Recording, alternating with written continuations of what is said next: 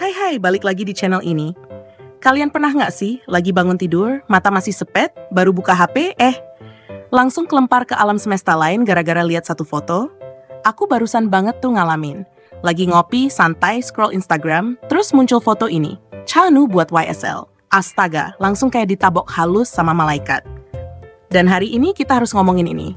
Aku nggak lebay ya, tapi ini tuh bukan sekadar pemotretan. Ini kayak Hari Raya Nasional. Peristiwa penting. Bahkan mungkin ini bisa disebut musibah kolektif. Karena foto-foto ini munculnya mendadak. Kayak bom aroma anggur merah yang dicampur tatapan maut. Yuk, siapin posisi duduk yang nyaman. Karena kita bakal ngebeda ini sampai ke akar-akarnya. Tapi sebelumnya, buat kalian yang baru nemu channel ini, hai! Di sini kita biasa bahas K-pop, K-drama, sampai hal-hal random yang kadang nggak penting, tapi bikin ketawa. Kalau kalian suka gaya cerita receh, tapi penuh perasaan, langsung aja klik subscribe, biar bisa nongkrong bareng terus. Oke, kita mulai ya.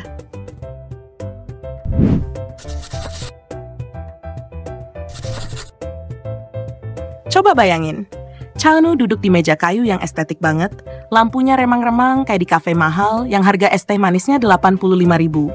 Settingnya tuh kayak campuran antara ruang kerja dosen filsafat sama gudang wine orang kaya. Di mejanya ada segelas anggur merah, buah-buahan yang ditata cantik, tapi jelas nggak buat dimakan, dan dia, Chanu. Lagi duduk, ngeliatin kamera dengan tatapan yang bisa bikin orang amnesia sementara. Tatapannya itu loh, itu bukan cuma lihat biasa. Itu tatapan karakter utama di sinetron, yang sebenarnya mafia tapi nyamar jadi dosen.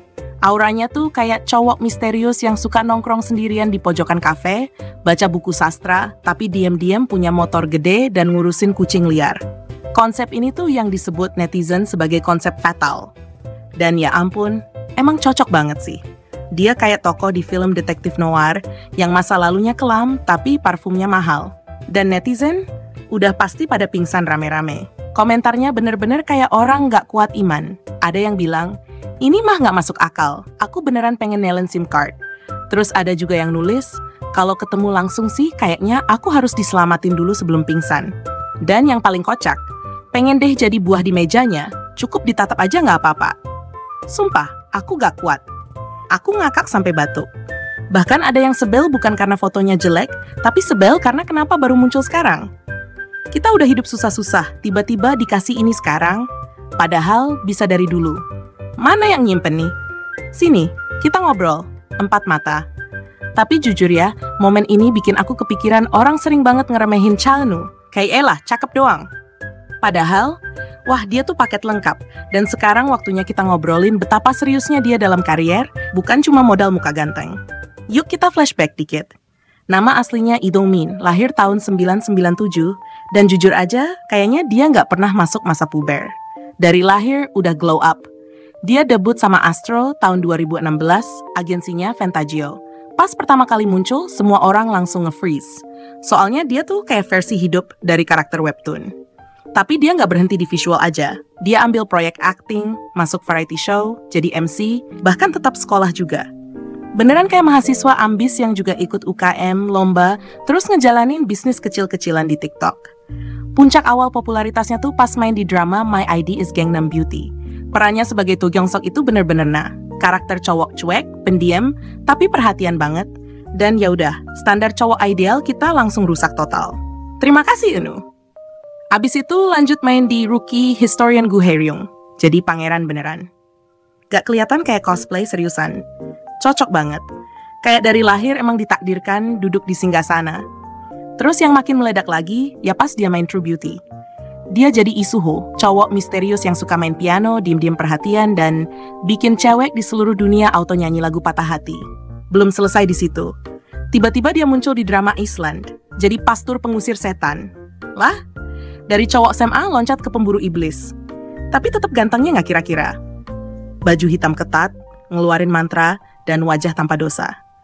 Aku tuh bingung, ini pastur apa model iklan parfum? Tapi yang bikin aku salut, Chanu itu orangnya super disiplin. Kayak anak organisasi yang selalu bawa binder.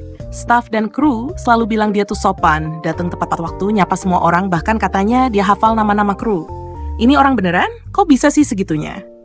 Dan dia juga punya banyak skill. Piano bisa, main gitar bisa, nyanyi enak, olahraga jago, baca buku filsafat juga.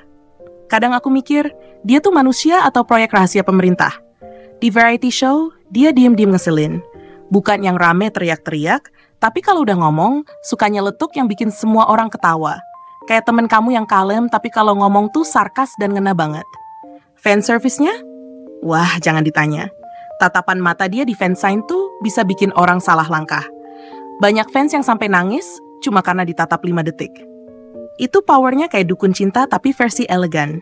Dan sekarang dengan photoshoot YSL ini, fix banget dia udah masuk fase aku tahu aku keren dan aku nggak minta maaf soal itu. Bukan cuma jadi cowok manis di drama sekolah, sekarang dia bisa jadi apa aja. Mau jadi CEO misterius? Bisa. Jadi villain romantis? Bisa. Jadi penjual anggur yang punya masa lalu kelam? Bisa banget. Kesimpulan, Cha Eun-woo bukan cuma visual. Dia tuh aktor, penyanyi, model, entertainer, dan role model. Dia punya semua yang dibutuhkan buat jadi legenda. Dan kita cuma bisa nonton sambil nahan napas. Sekarang, aku mau dengar dari kalian. Gimana menurut kalian soal photoshoot ini? Suka nggak konsep yang dewasa dan misterius kayak gini? Atau kalian masih kangen Cha Eun-woo versi anak SMA yang suka senyum malu-malu? Tulis di kolom komentar ya. Aku seneng banget baca opini kalian. Dan please, kalau kalian suka video kayak gini, jangan lupa like, subscribe, dan share ke teman kalian yang juga butuh asupan visual buat seminggu ke depan. Makasih banget udah nonton. Aku bakal balik lagi bawa cerita-cerita lain dari dunia per-K-popan dan perdramaan yang kadang random tapi selalu seru. Jaga kesehatan, minum air putih, dan kalau lihat Cha Eun-woo muncul lagi di Explore, jangan panik. Kamu gak sendirian ngerasain serangan jantung kecil itu. Bye dulu ya!